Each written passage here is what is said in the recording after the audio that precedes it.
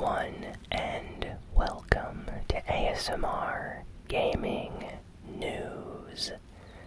Please hit that like button, sit back, relax, and let's begin. So, first piece of news is really nice. Microsoft this week announced that the Halo Master Chief Collection would be coming out on PC on both the Windows Store and the Steam Store. So if you have a PC, you're going to be able to buy this on, Steam or Windows, like special web store that they have set up. But most PC fans are very happy about the game going to be available on Steam, myself included. And this Halo Master Chief Collection is going to include Halo 1, 2, 3 ODST, and Halo Reach. So, fans are extremely excited.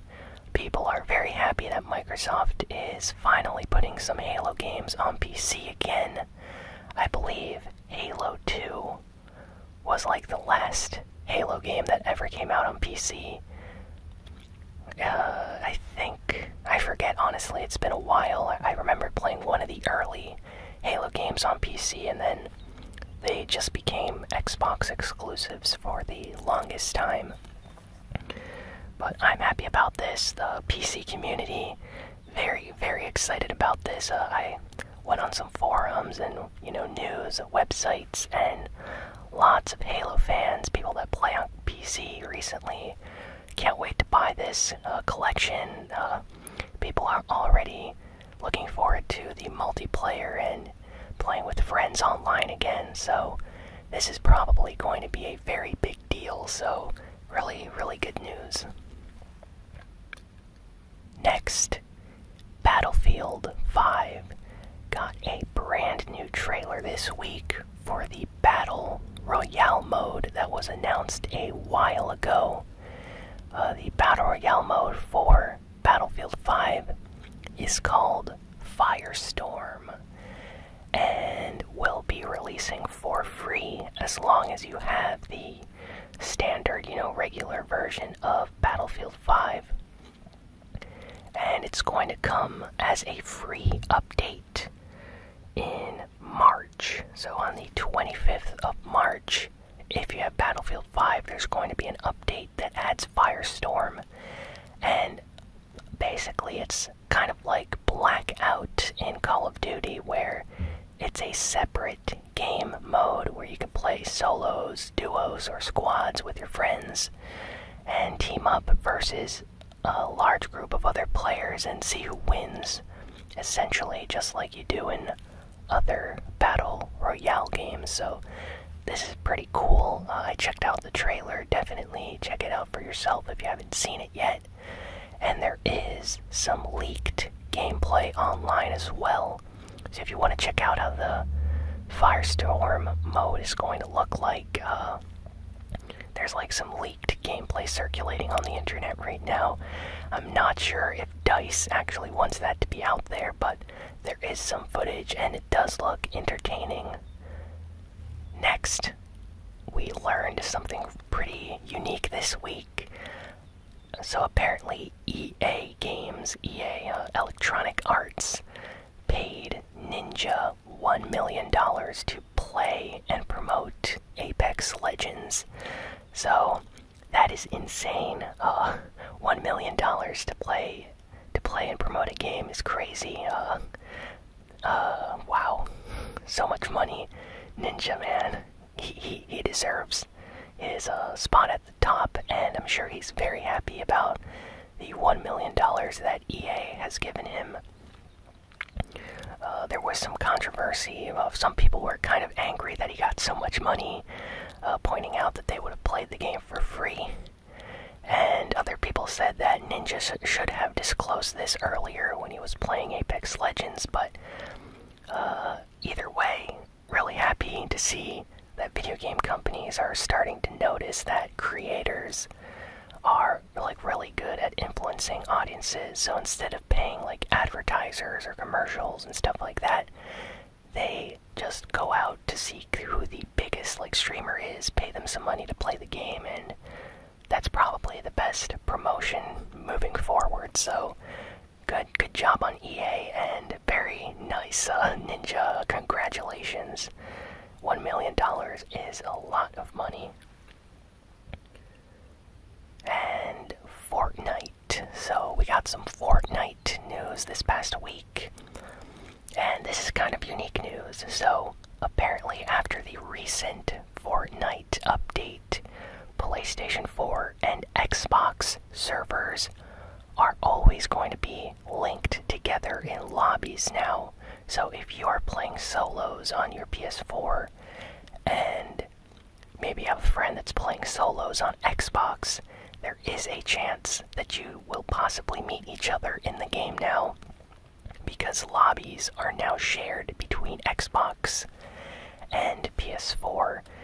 So you might run across some Xbox usernames, and some people might run across PS4 usernames on their Xbox. And that's because these servers are now officially shared. So that's pretty cool. I wish there was some way to tell if someone was on Xbox and if someone was on PS4. It would be kind of cool if there was like an icon when you got eliminated by someone, you know, in solos that was on Xbox or something. But I guess they did this to increase the amount of players. So joining the two communities together means that there's going to be a ton of new players playing the game all together in the different lobbies, and that's just great. So I'm really happy Epic Games did this. And additionally, this is pretty cool. Nintendo Switch is now linked to mobile servers.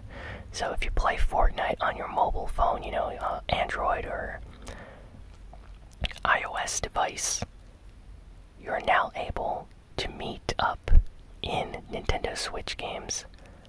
So what this means is, if you're playing solos on your Nintendo Switch, you're going to be going up against other Nintendo Switch players and players that are on their phone. So that is awesome. Now I really want to play the Switch version, see if I can get like a 20 kill solo game or something like that. Just because if you have a Pro controller and you play on the Switch, it's a lot easier than if you're playing with the Joy-Cons. And from what I heard, mobile phone is very hard to play correctly. So I'm sure it's very easy to get some kills on that version, especially if you're on a Nintendo Switch. So people are kind of excited about this. I saw some videos and people talking about their experiences, so I definitely need to check it out for myself.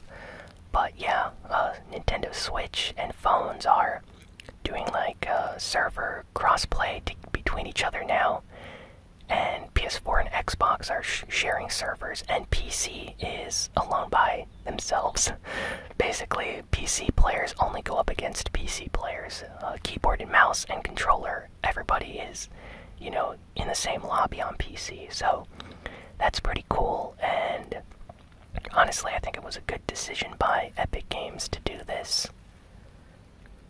So there was a crazy rumor this week that Sony was going to potentially purchase Take-Two Interactive, or Take-Two Games. I believe they're just called Take-Two now.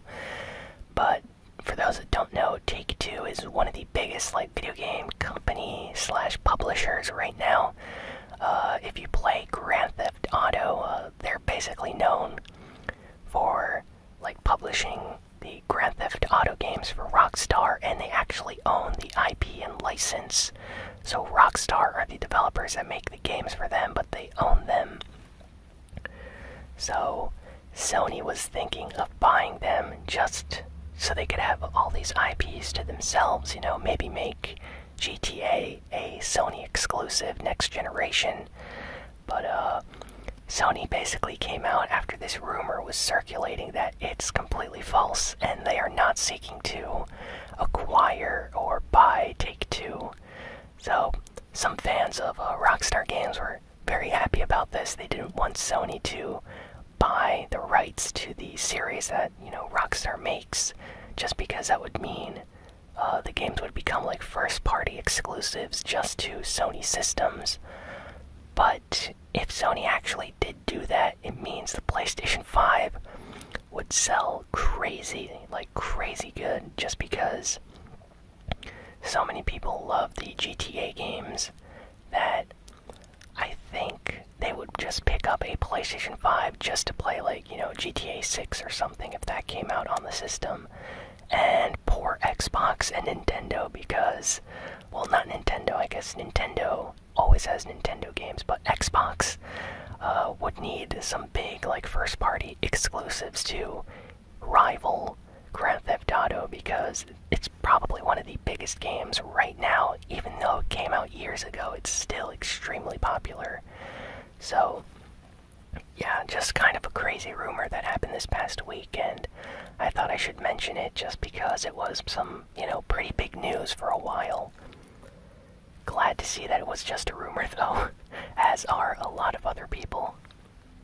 Next, some data miners were looking through the recent, update patch notes on Super Smash Bros. Ultimate for the Nintendo Switch, and they noticed some very unique things. Apparently, there is code for home run contest and stage builder. And for those that don't know, previous Super Smash Bros. Games would have a lot of different, game modes. There'd be, board the platforms, break the targets, home run contest, stage builder. Just a lot of modes that are, for some reason, missing from Super Smash Bros. Ultimate on, Nintendo Switch. So, according to this datamine, these features, or some of these features, like home run contest, could potentially be releasing as part of future DLC or a free update of some kind.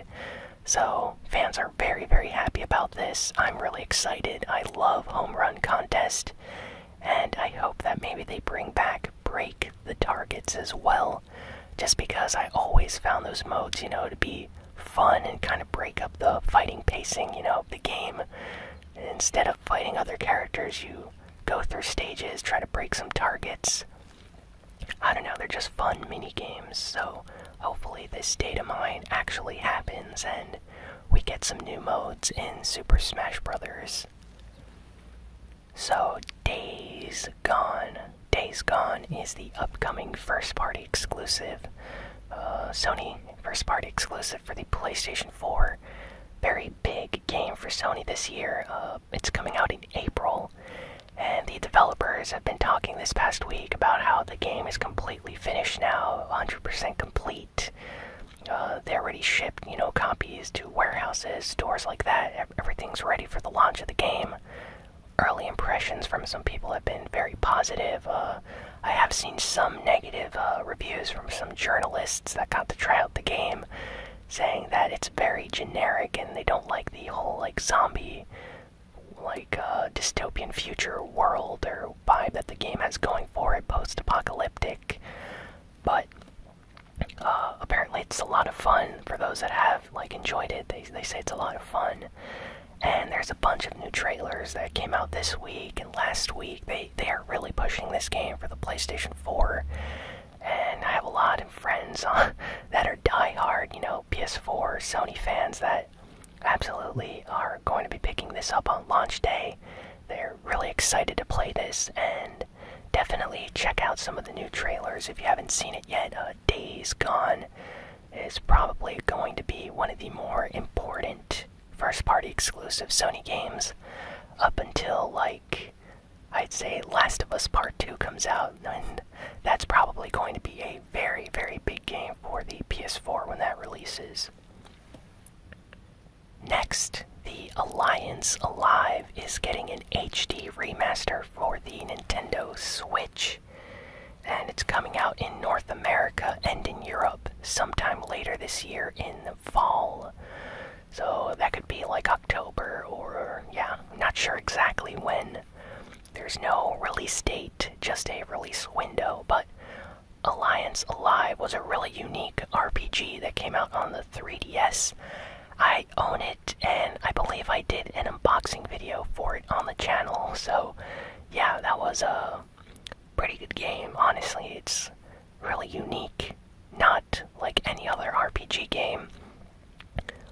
Maybe like the Saga series, it had some mechanics that those games are, known for, but the visuals are very nice for a 3DS game. The music is fantastic, and I just had a lot of fun, spending like 30 minutes, an hour playing the game, turning off my 3DS and just pulling it out, play, a few days later, and progress with the story and characters and leveling up.